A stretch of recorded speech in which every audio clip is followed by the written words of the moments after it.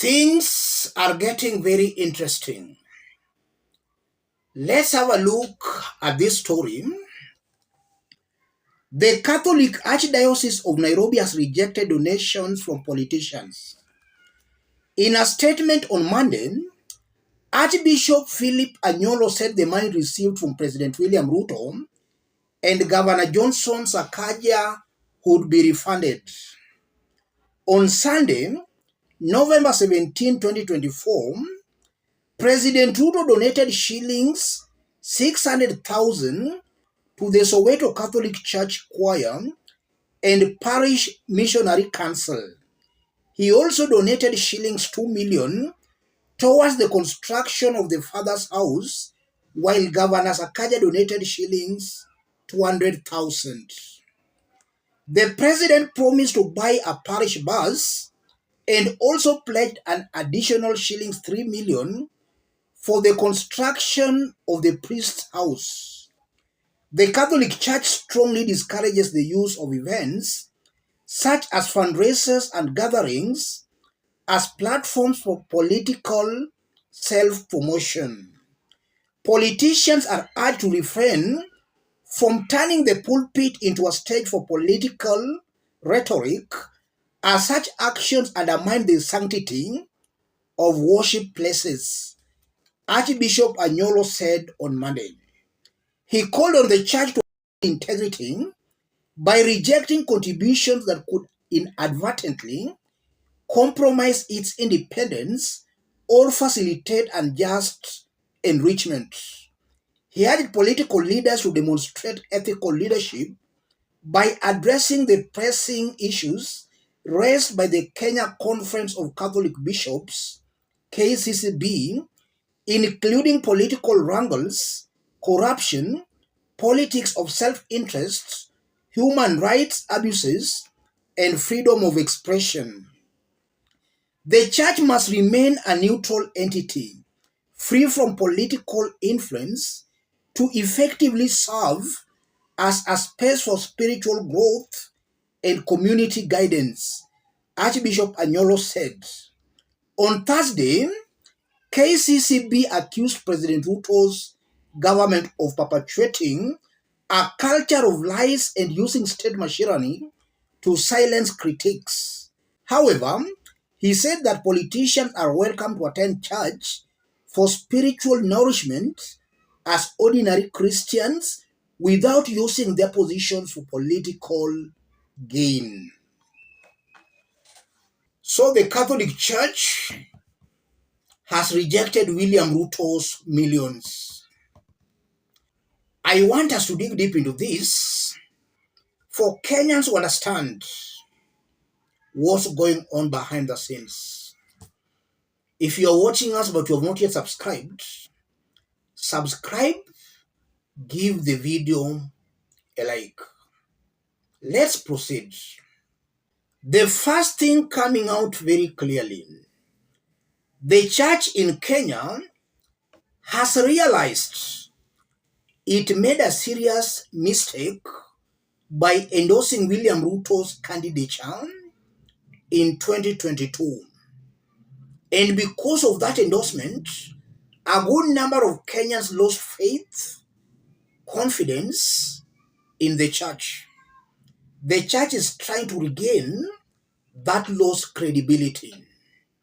And to regain that lost credibility, they must be seen to be attacking Ruto's government. I believe that's what is happening here. Secondly, the church in Kenya sometimes gets it wrong. I don't know whether they are getting it right this time around or whether they are still making the same mistake they made in 2022. We remember in 2010, during the new constitution that was being pushed by Raila, the church campaigned against that new constitution. And we also remember that time, Ruto was also against the new constitution. In 2022, the church endorsed Ruto, rejecting Raila Odinga. Last year during opposition demonstrations, the church was very silent. Kenyans were being killed on the streets. The cost of living was going up. The church was silent. So it's coming out clearly to me that the church in Kenya sometimes is not very reliable. It can't be trusted. I don't know whether the church is getting it right or wrong this time around, because from those past incidences, the church has come out as very unreliable. Is it true that it has a bone to pick with some Kenyan leaders or with some Kenyan communities? And again, if you look at what is currently happening, I believe that some church leaders are also against William Ruto because William Ruto has betrayed an ethnic political kingpin.